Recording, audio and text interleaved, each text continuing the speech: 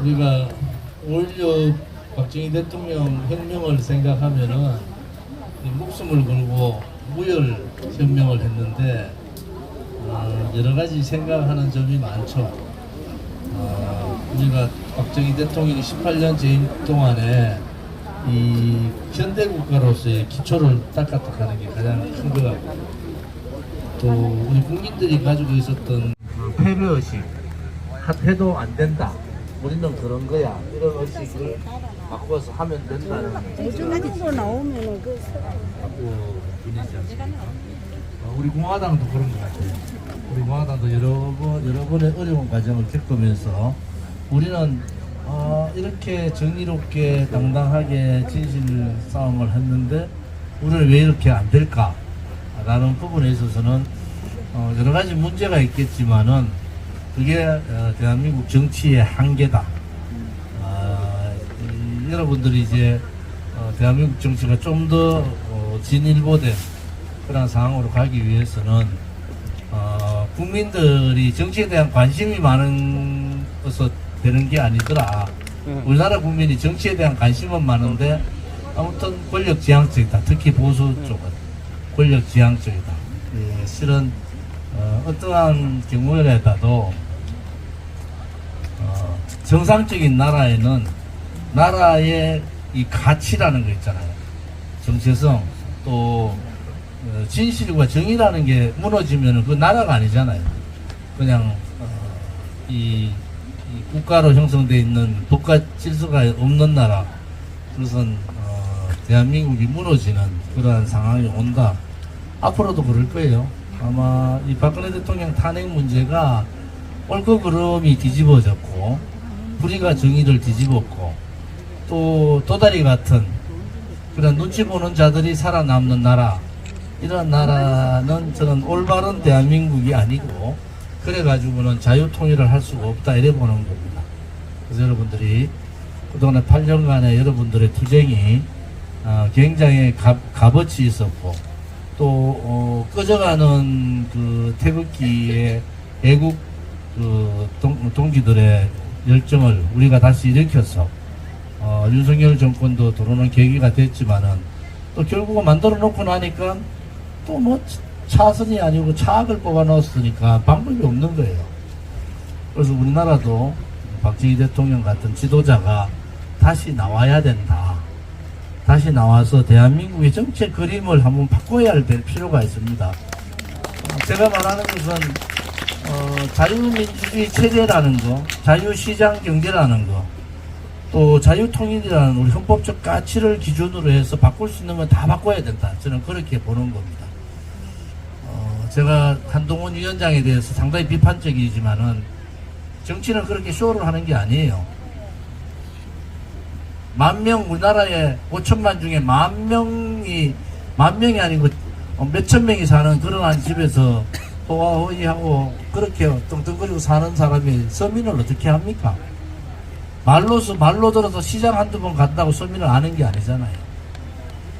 제가 이번에 의성에 안개면이라고 있었어요.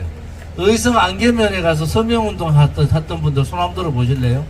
안개면 가면 안개장날 그 삼거리에 복명 할매 메밀 국수집이 있어요. 메밀 냉면집이 있는데 거기서 우리 동지들이 의성까지 가서 박근혜 대통령에 대한 탄핵 무효 무죄 석방 서명대를 했습니다.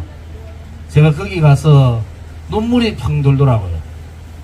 이러한 순수한 애국심과 순수한 사랑, 또 우리 당으로도 애당심을 가진 분들, 그분들하고 유영아하고를 맞바꿔 먹는다? 말이 안 되는 소리잖아요. 말이 안 되는 소리예요. 그래서 제발 박근혜 대통령께서 아버지 대통령 생가에 와서 좀 정신을 좀 차리셨으면 좋겠어요. 이런 상태로 가다가는 이 탄핵 문제가요, 박근혜 대통령 체제의 문제, 자유민주주의 체제의 문제, 또 뭐 자유시장 경제의 문제, 이 차원을 뛰어넘어서 성과 악이 바뀌어버렸다고. 정의와 불의가 바뀌어버린 거예요. 왜? 불의의 세력이 정의가 돼버렸고 악의 세력이 선이 돼버렸잖아요. 이것이 저는 가장 큰 대한민국의 지금의 가장 힘든, 우리가 어떻게 바꿀 수 있을까 고민거리가 가치가 뒤바뀌어버린 거예요. 그전에는 그래도 대한민국이라고 열심히 일하고 정상적인 절차를 밟아서 군에 갔다 와서 결혼하고 뭐 직장 가지고 뭐 이래 절차들이 있는데, 위에 지도자들부터 소위 대한민국의 1000명 정도만 생활을 할 수 있는 거기에 있는 지도자들이 대한민국 국민들을 이끈다? 저는 그거는 아니라고 봐요. 그 사람이 뭐 나름대로 공부를 하고 이런 건 다 좋아요. 그렇지만은 어떻게 알까? 윤석열 대통령도 모르는 거예요. 세상 돌아가는 걸 모른다니까. 그러니까 솔직히 말해서 자기 마누라 지킨다고 검사장들을 바꾸는 경우가 어디 있습니까? 대한민국 이런, 그래도 지켜줘야 되니까 억장이 무너지는 거예요. 그래도 지켜줘야 되니까. 왜? 이런 좌파들이 이번에 좌파들이 정권 가져가면은 문재인 때 다 봤거든. 죽일 놈들 다 정리가 대강 정리하고, 이제는 자유도 빼고 뭐 자기 하고 싶은 대로 다 이혼집정부제 가지고 연방제, 소위 문재인이 얘기했던 그런 연방제로 가고, 안내 쳐다보면은 이재명은 앞만 밟아도 안 죽는 거야. 그러니까 국회의장도 지멋대로 하는 의회 독재를 하잖아요. 그러면 의회 독재가 아니고 좌파 독재가 제2의 좌파 독재, 문재인 이후에 제2의 좌파 독재가 다음에 정권 뺏기면 나온다. 그러면은 윤석열 대통령의 하나의 책임은 뭐가 있느냐? 다음 정권을 보수 정권을 만들어야 될 책임이 있잖아요. 그런데 한동훈은 이미 손들고 나가봤어. 검사놈들이 참 웃기는 놈들이에요. 그래도 윤석열 대통령 제일 믿는다는 한동훈이하고 이원석이를 갖다 놨는데, 그런 짓들을 하고 있는 게 그게 무슨 쓰레기들이지, 그게 무슨 인간들이에요. 한동훈은 뭐 방송이 들으고, 한동훈은 김건희 여사한테 계속 통화하면서 한 거 아니냐 말이야. 자기가 정치권에 들어오기 전에 김건희 여사하고 형수님 가면서 계속 통화하면서 그래 했던 자가 지금 뭐 엉뚱한 소리 하고 있는 거라고. 그런데 어떻게 이재명 안 되고 조국이 더 안 되고 새빨간 아들 안 된다. 그러니까 판을 쳐다보니까 야 이거 뭐 윤석열 하니까 야 이거 뭐 검사 나부레기 가지고는 나라 못 이끌겠다. 근본적으로 나라의 가치가 뭔지, 나라가 막 뭐를 고민들 하고 서민들이 뭘 아파하는지, 대통령이 돼가지고 소통하지 않고 자기 혼자 정치하면 어떤 결과가 나는지, 여기에 선배님들은 그 과정에서 박정희 대통령 각하가 그렇게 위대한 지도자면서도 어떻게든 야당하고 협치하려고 그러고 뭐를 자꾸 바꿔가면서 자기 스스로 자기 주변 정리하고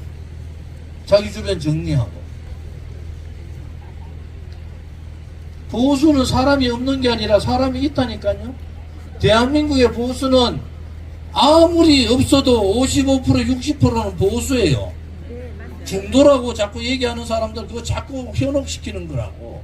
결국은 좌우의 개념으로 양당이 갈라진 상태에서는 보수와 소위 그들이 말하는 진보 이런 싸움이 벌어지는데, 결국은 보수들이 용기가 없고 국가 전체에 대한 기획도 없고 지도자를 만들고자 하는 그러한 노력도 안 하고, 그냥 뭐 제가 그냥 쓰는 말로 하면 도다리 같은 새끼들이 땅바닥에 딱 붙어가 눈만 떠가지고 입만 끄벅끄벅하고 있다가 나라가 망할 때니 끄벅끄벅하다가 권영지 같이 박근혜 대통령 탄핵 앞장서고 뭐 지랄하다가 밖에 가서 문재인하고 5년간 목숨 걸고 싸운 사람 보고 엉뚱한 소리 하는 그런 나라가 되겠습니까?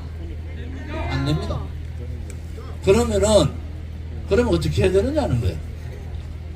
이게 나라를 좌파로 가면 나라가 헌법적 가치를 무너뜨리고 완전히 이제는 자유민주 체제가 아니고 사회주의와 자유민주 체제의 중간에 비슷한 그러한 정부 수립을 할 텐데 좌파로 가서는 안 되는데 오른쪽 보니까 이거 똑같은 거야.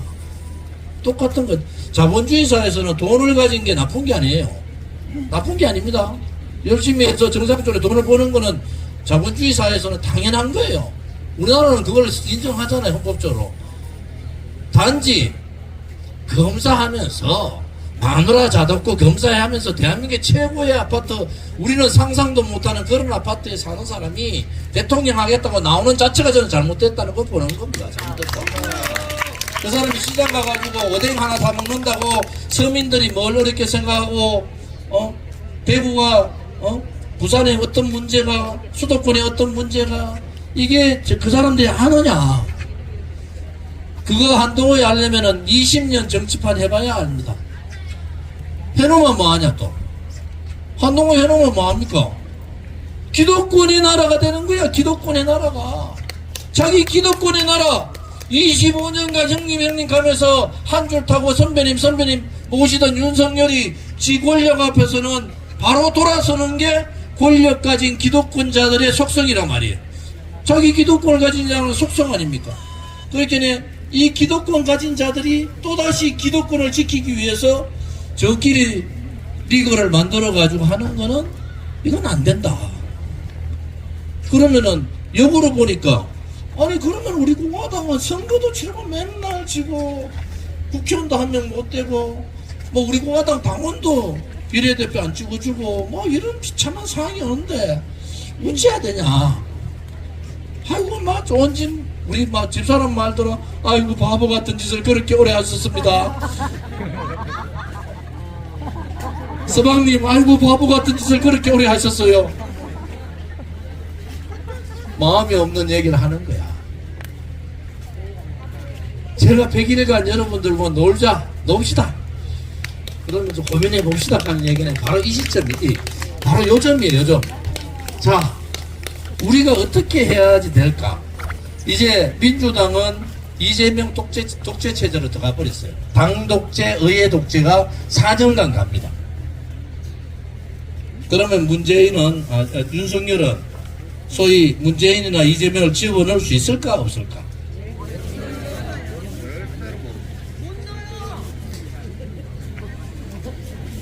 그게 한계라는 거야, 한계.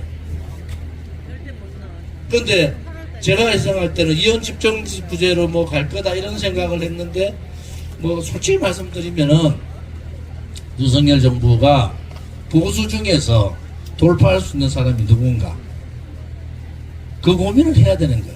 어디 쓸데없이 박영서이 저하고 국회에 있을 때도 말 싸웠지만 정말 싸가지 없는 리언이라고 싸가지 없는 뭐 나올락 하다 참았는데 정말로 깜짝 놀랐지? 아니 도대체 윤석열 대통령 머리에는 뭐가 들어가지고 박영서이 같은 인간을 총리로 생각한다. 그것도 김건희 여사와 가깝다. 돌았어. 전부 돌았어. 돌았다니까. 김건희 추천.